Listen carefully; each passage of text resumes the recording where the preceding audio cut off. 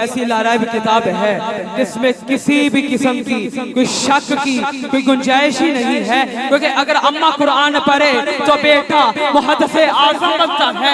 अम्मा अगर कुरान पढ़े तो बेटा दाता अली हुजवेरी बनता है। अम्मा अगर कुरान पढ़े तो बेटा बाबा नूर शाह वली बनता है। अम्मा अगर कुरान पढ़े तो बेटा बाबा बुखारी शाह बनता है। ये ऐसी लाराइब किताब है कि अगर अम्मा कुरान पढ़े तो बेटा दाता अली हुजवेरी बनता है। अम्मा अगर कुरान पढ़े तो बेटा बाबा फरीदुद्दीन बनता है। अम्मा अगर कुरान पढ़े तो बेटा गौसे आजम बनता है। अगर सैयदा तैयबा फातिमा ज़हरा सलामुन अलैहा अगर आप कुरान पढ़े तो बेटा हजरत इमाम हसन और हजरत इमाम हुसैन बनता है।